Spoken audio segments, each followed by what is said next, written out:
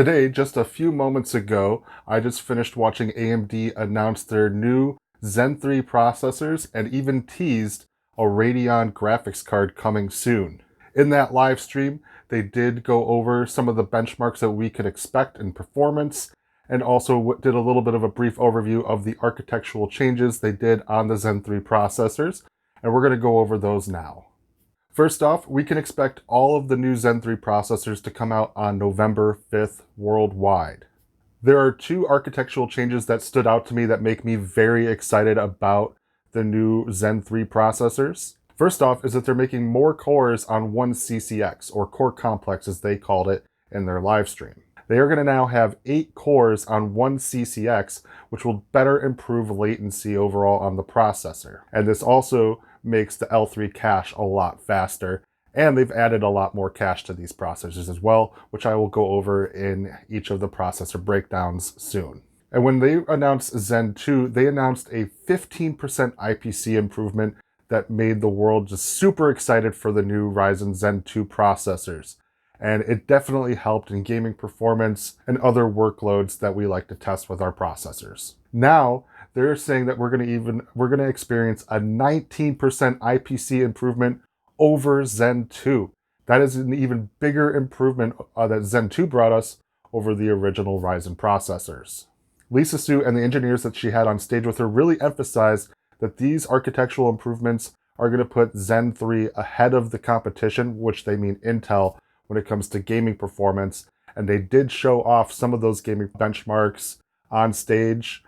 They were kind of hidden. They didn't show them on screen for very long, but I'll try and get a snapshot on the screen here for you guys so you can see here. It looks like one of the games that they are not beating Intel in is Battlefield 5, which that game is dead, so it's kind of null and void at this point. But they're only 3% behind on Battlefield 5 from Intel.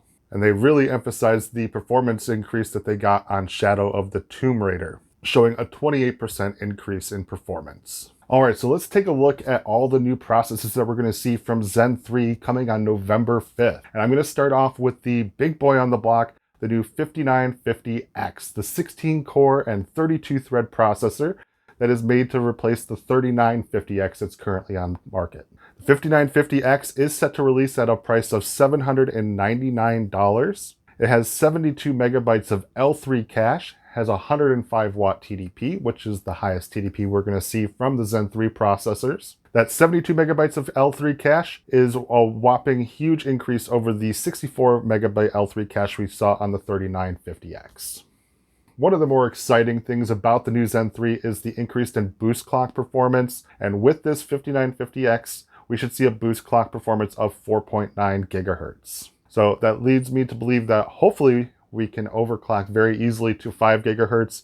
Obviously, it's not the most important part of performance on processors. With this 19% IPC improvement that we're going to expect on Ryzen Zen 3, that's going to be the most important factor in our gaming performance. Next, we're going to look at the 3900X replacement. This is the 5900X. This is also going to launch on November 5th at the price of $549. It also has a 105 watt TDP, and this has 70 megabits of L3 cache compared to the 3900X's 64 megabits of L3 cache. With this 5900X, we also see a boost clock performance up to 4.8 gigahertz compared to the 4.6 gigahertz boost clock that the 3900X had. So very interesting, and I'm really excited to see what this processor can do, because right now I have the 3900X, and I think I might be replacing that 3900X with this 5900X. Next up, we're going to probably see the more popular one, the one that's probably going to be sold the most, and that's the 5800X. It's the 8-core, 16-thread processor. Most gamers are probably going to be looking at this processor. This one also has a 105 watt TDP, and it will be launching at the price of $449. And with this boost clock, you'll be seeing boost clocks of 4.7 gigahertz, an L3 cache of 36 megabits. Next, we have the Ryzen 5 replacement. We are now looking at the 5600X. This is their 6-core, 12-thread processor. This one is going to launch at the price of $299. It has a 65 watt TDP. It has boost clocks of 4.6 gigahertz and a 35 megabit L3 cache. Which of these processors are you interested in? I'd love to hear you down in the comments.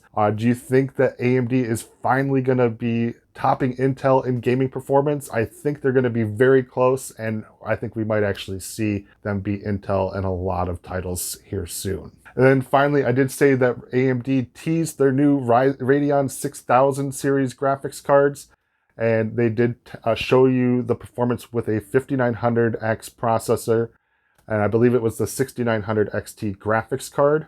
One of the things that stood out to me is that they showed 4K performance for Call of Duty Modern Warfare. Now, a lot of the reputable reviewers didn't touch Modern Warfare in the review of the RTX 3080, so I did have to find some videos online on YouTube from creators I don't know and I don't trust, but they were showing performance with a i9 10000 series processor with an RTX 3080 doing 4K performance on Modern Warfare at around the same average FPS that this new 6900 XT is going to be doing. Lisa Su showed that the 6900 XT, you can expect 4K performance of 88 frames per second on high quality settings. And that is roughly what I was seeing in the videos I watched on YouTube for the RTX 3080 4K performance on Modern Warfare. So I think the 6900 XT, we are going to see very similar performance to the RTX 3080, which is very surprising.